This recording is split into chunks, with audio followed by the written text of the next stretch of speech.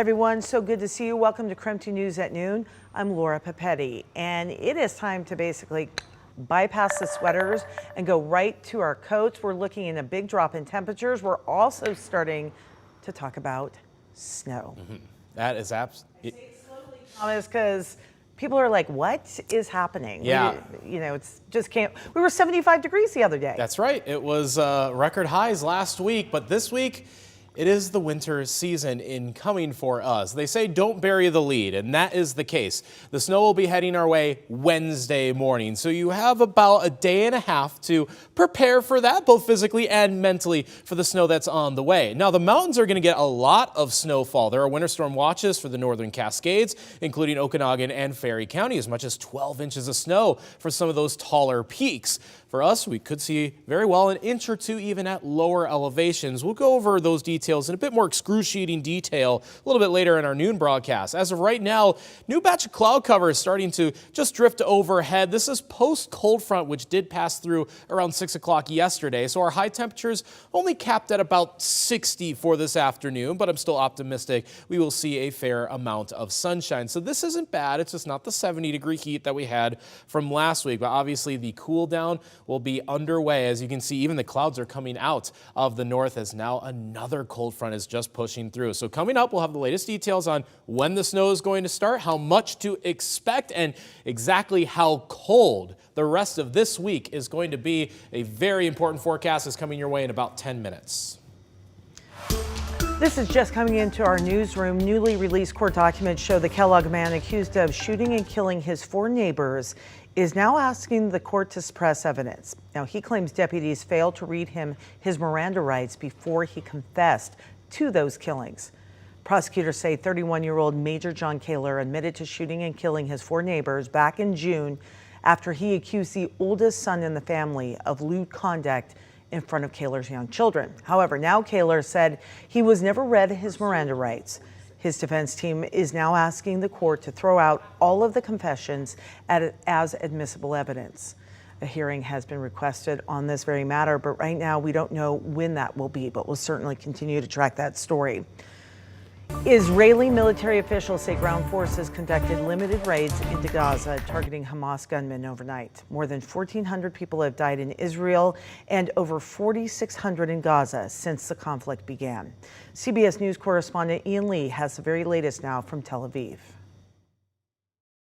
The White House says President Joe Biden and Israeli Prime Minister Benjamin Netanyahu have agreed to a continued flow of humanitarian aid from Egypt into Gaza. Dozens of trucks carrying food, water, and medicine have crossed into the region since Saturday, though the United Nations warns that assistance does not include desperately needed fuel. In 3-4 days, we will have no fuel anymore in Gaza. And what does it mean? No fuel, no water, no bakery, no running a hospital. Israeli Defense Forces say they launched strikes on more than 320 targets in the Gaza Strip overnight. They also continue to exchange fire with Iran-backed Hezbollah fighters near the northern border shared with Lebanon. The fighting there is fanning fears that the conflict could expand. A bipartisan group of U.S. senators in Tel Aviv issued this warning to Tehran. If this war grows, it's coming to your backyard. Well, just behind me is the border with Lebanon. In the last few minutes, we've heard artillery. There's also the buzzing of a drone, which just underscores the tension in this region. Prime Minister Netanyahu visited with troops near the Lebanese border Sunday, telling them if Hezbollah joins the war, it would be, quote, the worst mistake of its life. The State Department has issued a do not travel warning for U.S. citizens to Lebanon and is urging Americans there to leave, calling the security situation unpredictable. Ian Lee, CBS News, Tel Aviv.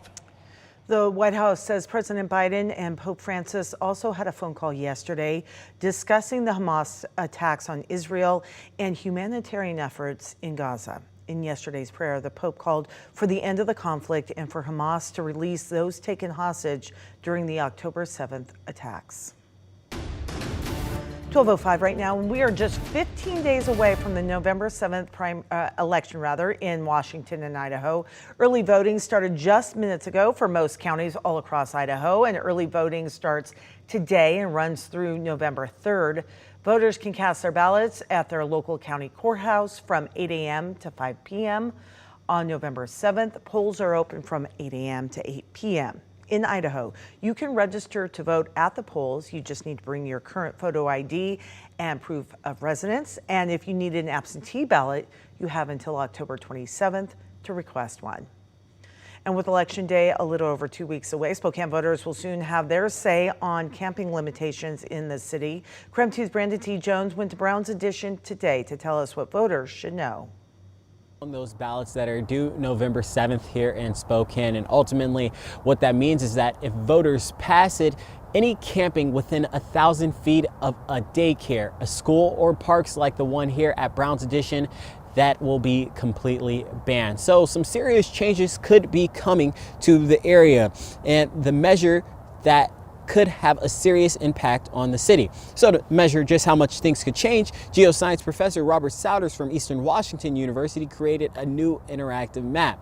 The map shows which neighborhoods would be affected if the proposition is passed. Using state and local resources for data, the areas in color show where camping would be banned. According to the map, a camping ban would cover 65% of the city. That is where we as a city have often positioned our resources that are there to assist people who are experiencing homelessness. So trying to move people further away from those resources didn't exactly make sense to me. In his research, Souders discovered the ban covers most of the downtown area, and as mentioned here in Brown's Edition, the new ordinance would prohibit camping entirely. What the map doesn't show, however, is the city's already established camping restrictions near rivers, railroads, and within 3 blocks of shelters. So again, Proposition 1 will be on the ballots that are due November 7th. Reporting in Brown's Edition, Brandon T. Jones, KREM 2 News. And in just a few days, we are hosting a mayoral debate right here at KREM 2, right in the studio. Mayoral candidate Lisa Brown facing off current mayor Nadine Woodward in a debate again in the KREM 2 studios. This is happening on Thursday. Mark Hanrahan and Whitney Ward will moderate that debate. It'll air uninterrupted on KREM 2 and across our digital platforms. That's happening between 7 o'clock and 8 o'clock in the evening as we get ready for the November election. We hope you can join us then.